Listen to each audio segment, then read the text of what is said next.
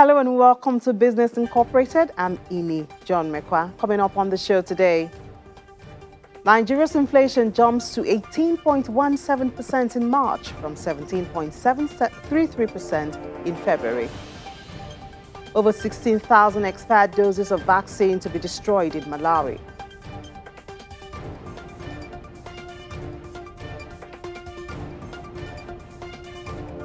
And the European Union has a new funding of £54.5 million for humanitarian aid. Welcome to the show. Well, we begin with data released today by the National Bureau of Statistics, which shows that the country's inflation rose to 18.17% year-on-year, indicating a 0.82% increase from February's 17.33%. Food inflation was higher at 22.95% in the month under review due to increases in the price of bread and cereals, potatoes, yam and other tubers, meat, vegetable and fruit. Core inflation, which excludes the prices of volatile agricultural produce, stood at 12.67% in March, up by 0.29% when compared with 12.38% recorded in February 2021. Urban inflation rose to 18.67% from 17.92% in February, while rural inflation was higher at 17.60% from 16.77%. And now let's take a look at the market numbers. Here in Africa, major markets we track were positive except for the all-share index in Nigeria, which was down by 0.03%.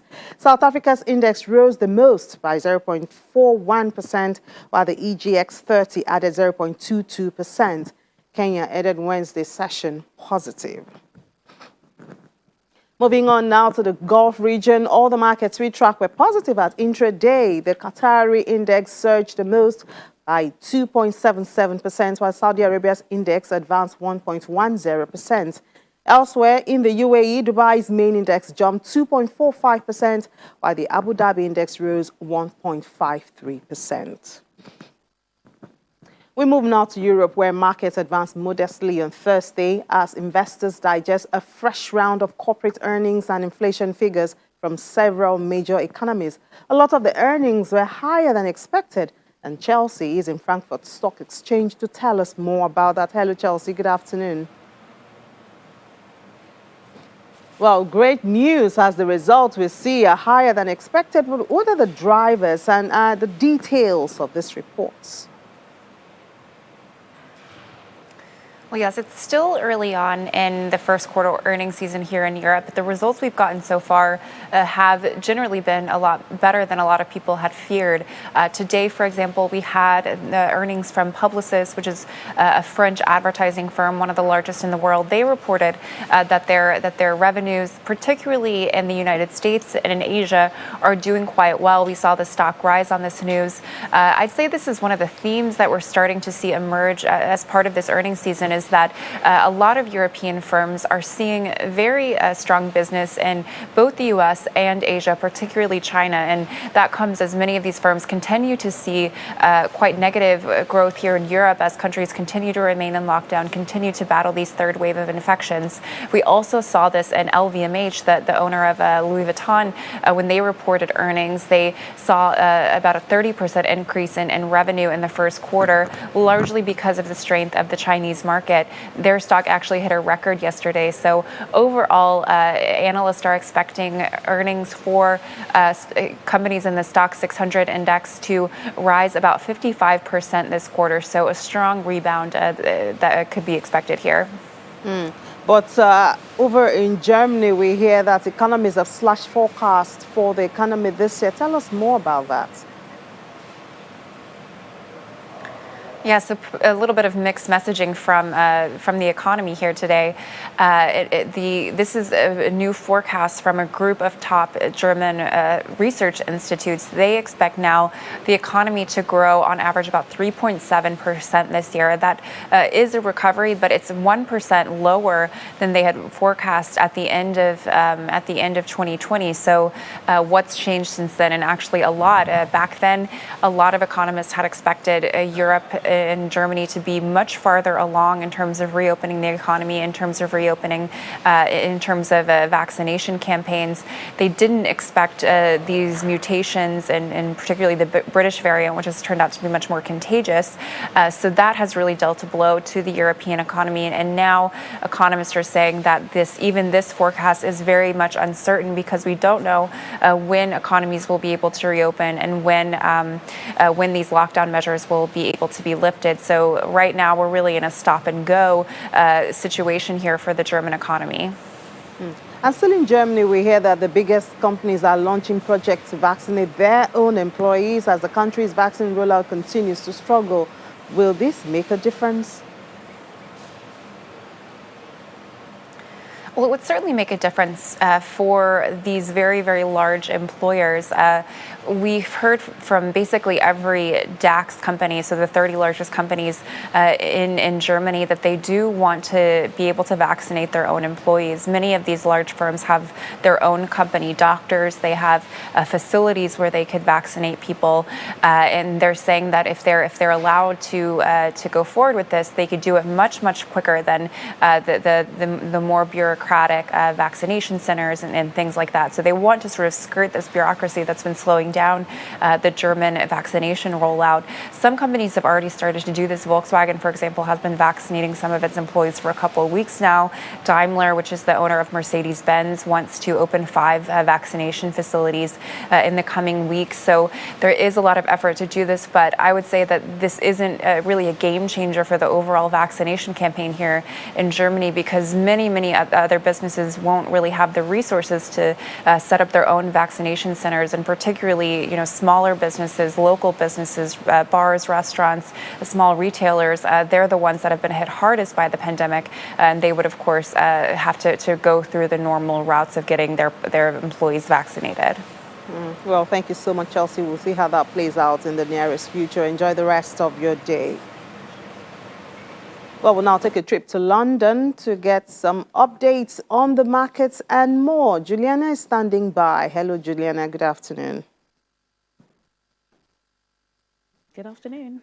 Yeah, so we hear that FTSE 250 index has hit a record high. What are the drivers and what impact does it have on other index?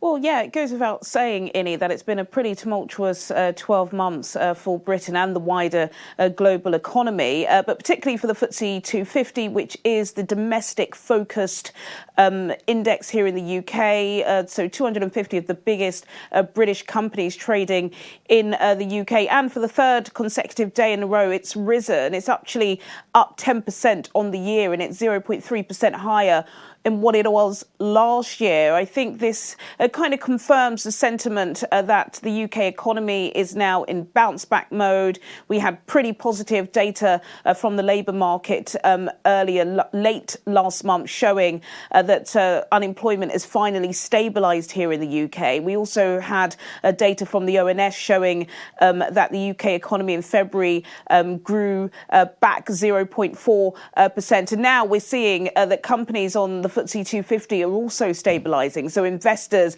are starting to plough their money there. Some of the big names on the index include Royal Mail, Marks and Spencer, Tullow Oil, for example. And this is actually having a knock-on effect on the multinational focus FTSE 100, which is 0.3% higher today, which is one of the biggest highs it's had in almost 14 months. So if we have a look at the index, the FTSE All Share is up 0.37%, the FTSE 100 is up 0.28%, and the FTSE 250 is up by 0.36%. So that's massive gains there. In the currencies market, the British pound up on the US dollar by 0.03%, up on the euro by 0.16%, and down on the Japanese yen by 0.06%. Oh, talking about employment, data out on job vacancies like job openings in London's finance industry have jumped to 70% so far. People taking these jobs? Well, gosh, I can only presume yes, given the kind of year it has. If there's a job that's being, advertised, then people are going to take it. But this is a great story for the Square Mile. They've been completely riled, not just because of the pandemic, but of course Brexit. Brexit left the financial service industry in the UK in pretty much paralysis mode for almost 4 years. That Christmas Eve Brexit deal was literally struck at the last minute, but the latest data does show that optimism is booming. There's lots of sentiment. People are starting to put out these applications, and that's because they want expansion and they want growth. And of course, if you are lucky enough to get a job in the financial services sector here in London, then of course you're going to get a bumper pay packet to suit. And this is all good for the ONS statistics. And in the morning, you mentioned to Chimmy that one of the corporates to watch is Deliveroo, and now the first results since listing with a lot of optimism, and yet the CEO says there's still a lot of work to be done. What's the bright spot for Deliveroo? Yeah, pretty much a bit of a mixed trading update from the online takeaway giant. Of course, 2 weeks ago, they were left riled and red-faced after they had a pretty disastrous IPO in London. It was billed as being the biggest IPO, but it did slump. So many different reasons. One is due to their governance, due to the workers' rights.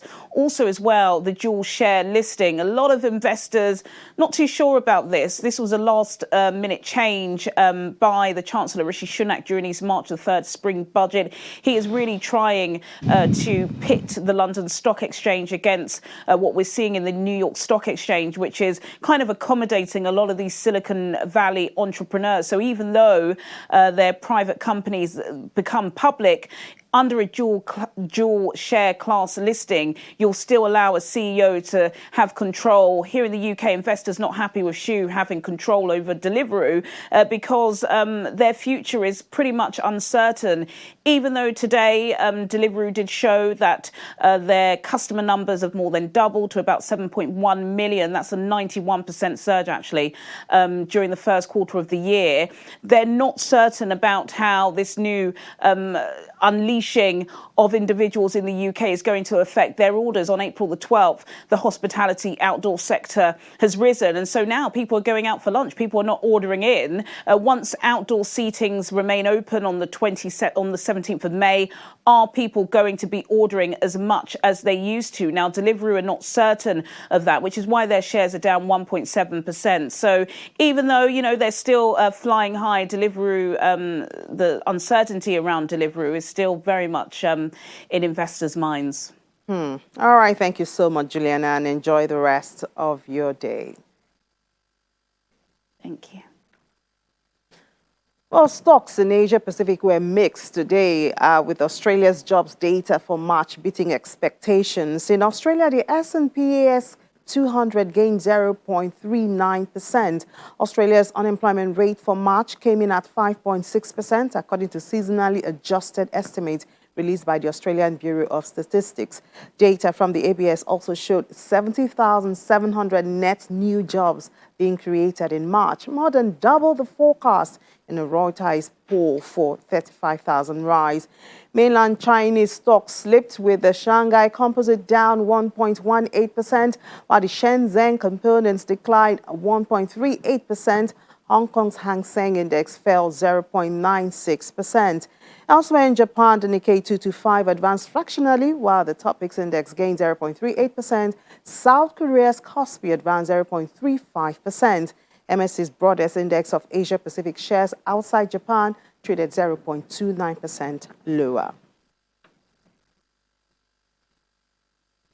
Now to the U.S. futures contracts tied to the major U.S. stock indexes ticked higher this morning's trade after the S&P 500 retreated from record levels during the regular session. Contracts tied to the Dow jumped 103 points, while the spec to S&P 500 and Nasdaq 100 both traded in mildly positive territory. The broad equity benchmark dipped 0.4% after hitting a fresh record early yesterday. The Dow Jones Industrial Average gained just 53 points. The Nasdaq Composite lost about 1% during regular trading as Tesla fell nearly 4%. Netflix and Facebook dropped more than 2% each and Amazon, Microsoft, and Apple all dipped at least 1%. The season began in earnest with bank results yesterday when Goldman Sachs climbed more than 2%. JP Morgan Chase also topped forecasts on the top and bottom lines, helped by $5.2 billion benefit from releasing money it had previously set aside for loan losses. Bank stocks have climbed across the board this year, with the S&P 500 financial sector up nearly 20% compared to the S&P 500's 9.8%. Well, we'll take a break. When we come back, more stories for you. You're welcome back. Well, on our commodities market today, we'll be talking about aluminum. The global economic recovery is estimated by IMF to be as high as 5.5%, supported by fiscal stimuli and COVID-19 vaccination. This includes infrastructural spending on transportation, power grids, and telecommunication projects, which will drive the demand for materials such as iron, steel, and aluminum. Aluminum is also used as raw materials for roofing sheets, window frames, cans, toothpaste tubes, and a whole lot more. Well, given that global economic recovery and the resumption of construction activities, how much of the global recovery can be connected to aluminum? Research analyst with financial derivatives, Favor Oguniroye, is with us and will tell us about that. Hello, Favor. Good afternoon. Thank you for joining us this afternoon. Thank you for having me. So what do you think about the trend of aluminum prices in 2021, considering the fact that aluminum prices are currently at an all-time high of $2,293 per metric ton? Just like you said, we are experiencing a global economic recovery. And what that means is that sectors are able to resume paper. And even the production of cars, especially electric vehicles, and all these activities require aluminium as an input. So if you look at China, for example, China is a top consumer of aluminium, and it has been projected that China's construction industry will grow at about 4 to 5%, and due to infrastructure investment. And we also have the plan in the US to boost infrastructure development. So really, we are at a peak demand season for aluminium. And also, if you look at the supply of aluminium, China is the top producer of aluminium, and the country has plans to achieve carbon neutral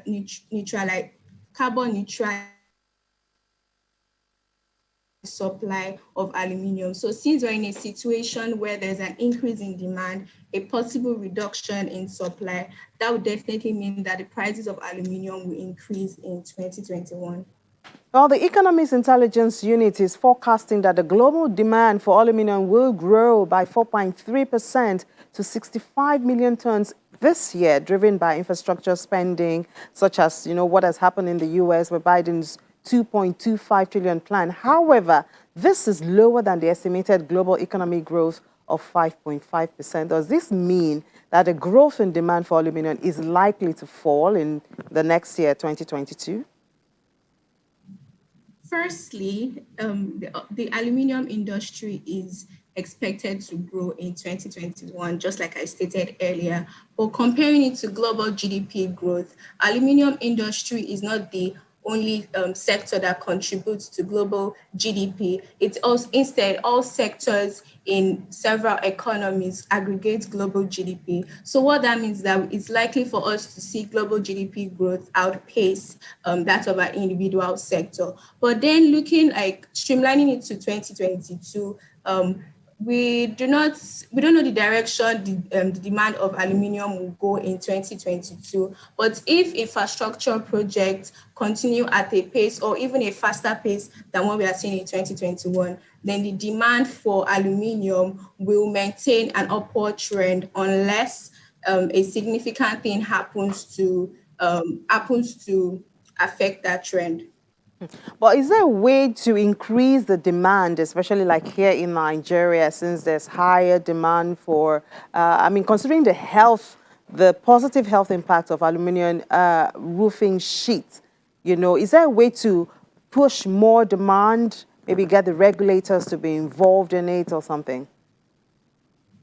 Looking at roofing sheets, so we have asbestos and we have aluminium roofing sheets. Asbestos has health hazards. Increases the risk of asbestosis, which in turn leads to lung cancer. So, what regulators can do to enforce the change from asbestos to aluminium would be one, more enlightenment on the use of asbestosis and the health hazards associated with them, so that people will be aware of what asbestosis can do, instead that they'll be able to use aluminium for roofing sheets. Another thing the regulators can do is to enlighten the public about the pioneer status that aluminium industry enjoys, so that they'll be able to take advantage of tax holidays and tax incentives, and that would definitely boost the production of aluminium in Nigeria.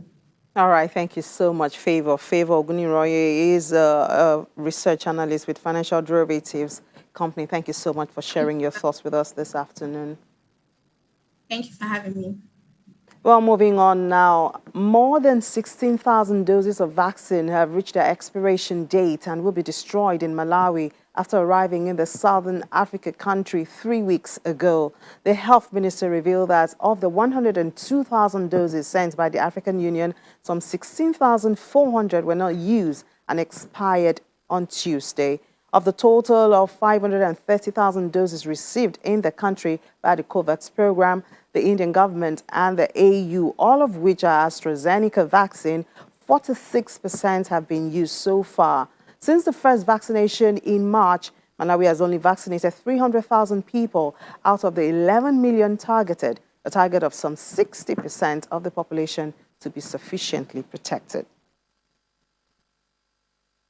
And the European Union has a new funding of £54.5 million in humanitarian aid devoted to the most vulnerable people affected by human-made or natural disasters, epidemics and displacements in the Great Lakes region of Africa. The aid will address the needs of the most vulnerable in the Democratic Republic of Congo, the Republic of Congo, the Burundi, and will support Burundian refugees in the DRC, Rwanda, and Tanzania.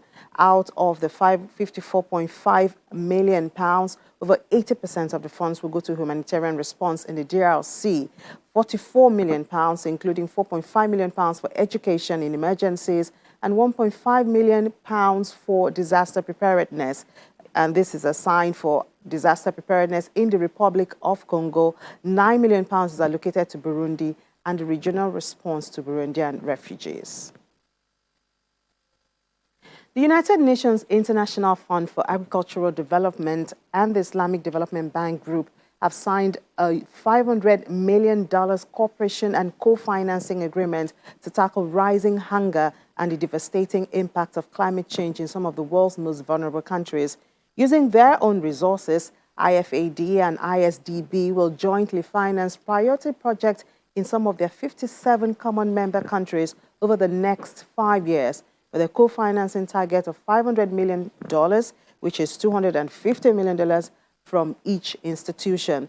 The partnership will work on agricultural and rural development projects, support to agribusiness, improve access to markets and rural finance services, water for rural development, and South-South and Triangular Cooperation. Well, that's the much we can take on Business Incorporated today. Thank you so much for watching. I'm Ini John Mekwa.